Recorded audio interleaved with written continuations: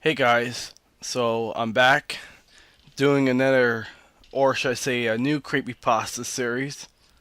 From now on, it's no longer called Are You Afraid of the Creepypasta Tales? It's now known as Creepypasta Tales, or just Creepypasta Readings, if that's okay with that name change. Also, note any of these Creepypasta readings are not based on any other YouTubers. I just read it from the Creepypasta wiki site. So I hope you guys understand about that. But I hope you enjoyed this episode. Episode 1, Tom and Jerry VHS. I would like to say that as a kid, I enjoyed watching Tom and Jerry. However, the channel it was available on only showed it during the daytime when I was in school. I kept asking my mom for DVDs of the show, but she refused my request given its violent nature. Over time, my house had gotten pretty messy. We had too many items of clothing and boxes of stuff that we mostly didn't need. My mom finally decided to clean out the house, having me help her. We got through a majority of the rooms and had garbage bags full of stuff to donate. We had one room left, the media room. While she cleaned off the desk, I attempted to clear out the closet. Removing most of the clothing revealed a stack of wooden boxes in the back of the closet. Curious, I opened the box, revealing a collection of VHS tapes. A lot of great movies were in the collection, from classic Disney movies to the Godfather trilogy to Gone with the Wind. I kept searching for the collection until I came across something I would have never expected. A copy of Tom and Jerry's 50th birthday classics on VHS. Surprisingly, the copy was unopened, still in its original case in plastic wrap. I asked my mom, "Hey, where did this come from? I don't remember you buying this." My mom then got a shocked expression on her face and hung her head. She proceeded to explain that it was a gift from my aunt that was supposed to be given to me on my 7th birthday. I asked why I didn't ever receive this gift. My mom then explained that shortly before my birthday, my aunt was involved in a robbery. She elaborated that two crackheads entered her home and started taking some of her belongings. My aunt woke up and noticed two men wearing sheets over her heads. The men ran to her and beat her senseless. Her face was bloody and bruised, and she had a really hideous black eye. There was even a claim that a lock of her was ripped out. The men then forced her to lay down on her stomach and proceeded to behead her with a tactical axe. My aunt was discovered by my mother the next day, and she called the police. While she waited, she looked around the house for clues. On the kitchen table was a wrapped present. The tag indicated that the present was for me. Sure enough, the present was a Tom and Jerry VHS. My mom kept it hidden from me until I found it for myself.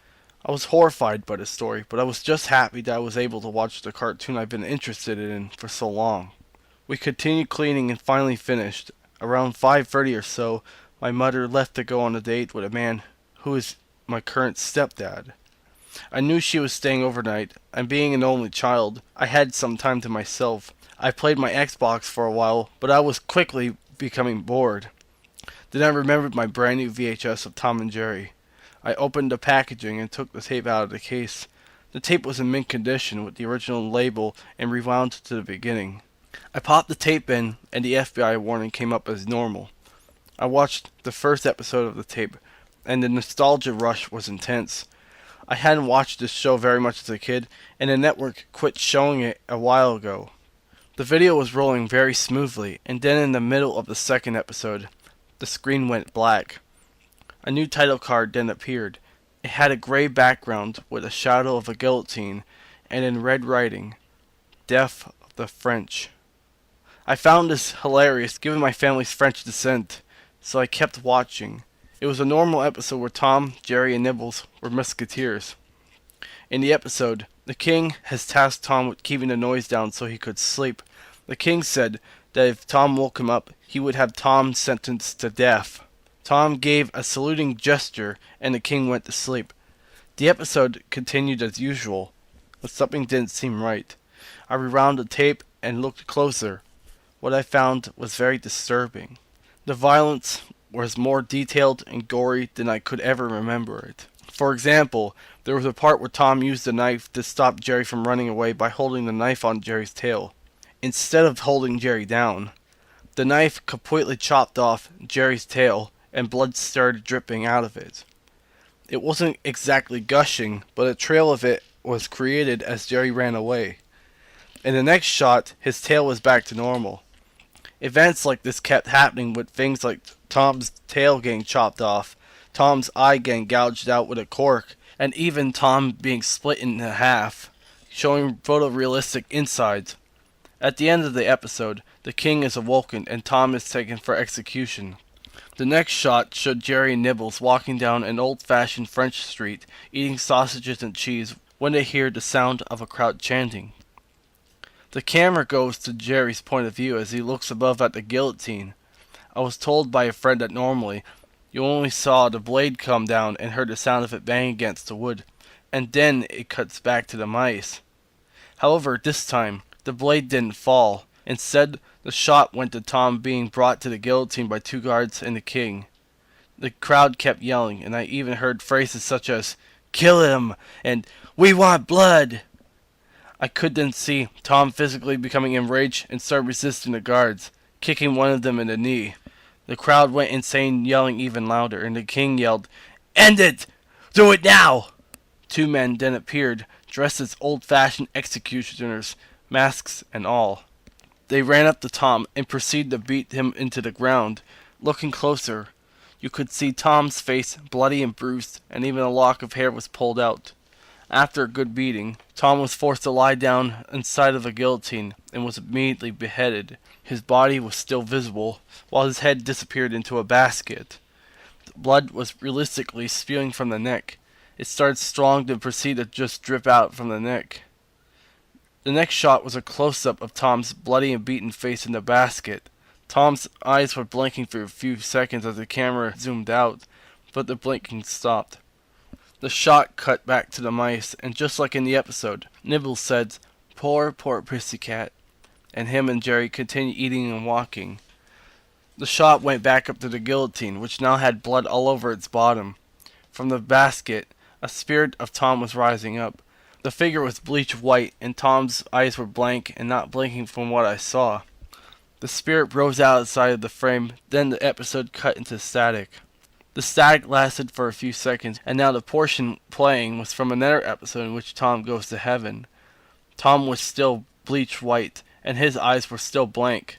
It cut to the portion where Tom tries to sneak past the ticket collector.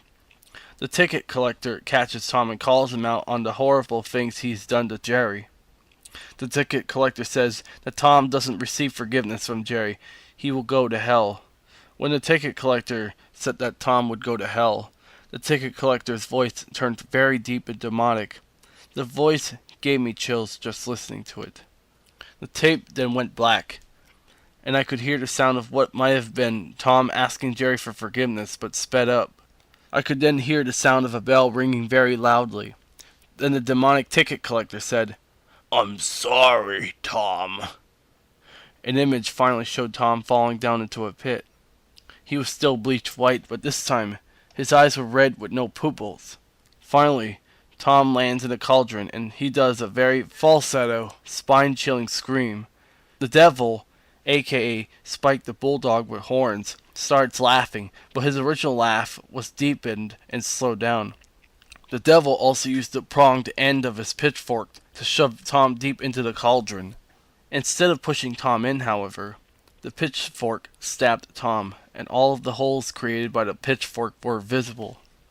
Tom also appeared to have his skin progressively burned and peeled off, revealing realistic muscle and tissue underneath. I rewound the tape to the beginning and noticed that the episode started at 11:34. At this point, I had to stop the video. I immediately ejected the tape and placed it in a case, and I placed the case on top of the desk in the media room. I had trouble sleeping that night, so I stayed up the rest of the night playing League of Legends, hoping it would get my mind off the horrifying, childhood-ruining tape. At about 3 a.m., I attempted to sleep again and succeeded. The next day, I decided to find the tape so I could finish the footage just out of curiosity. I looked on the desk and around the media room, but I couldn't find it. I found out that my mom donated the tape along with all the others to a Goodwill. I drove to the Goodwill and it was already sold. It was sad that I lost such a rare tape. Fortunately, I was able to distract myself with my video games and working on projects for school that I was safe from my nightmares. However, my sleep cycle was severely disturbed for another 2 hours. I was very tired, and my grades dropped from A's to B's to C's. Normally, I wouldn't find something like this all that disturbing, but it was very disturbing, creepy how similar Tom's death was compared to my aunt's death. The fact that the episode was set in France, my family's country of origin, didn't help to suppress the memories. I still picture Tom's death in my head and get chills from it. My mom doesn't believe me, but I am still hunting for that tape. When I get it back, my mom will see the horror for herself. That was Tom and Jerry VHS. Hope you enjoyed this episode. Feel free to subscribe to this channel and leave a comment. And remember, this is not stolen from any other YouTubers. This was read from the Creepypasta wiki. So I hope you all understand. Take care.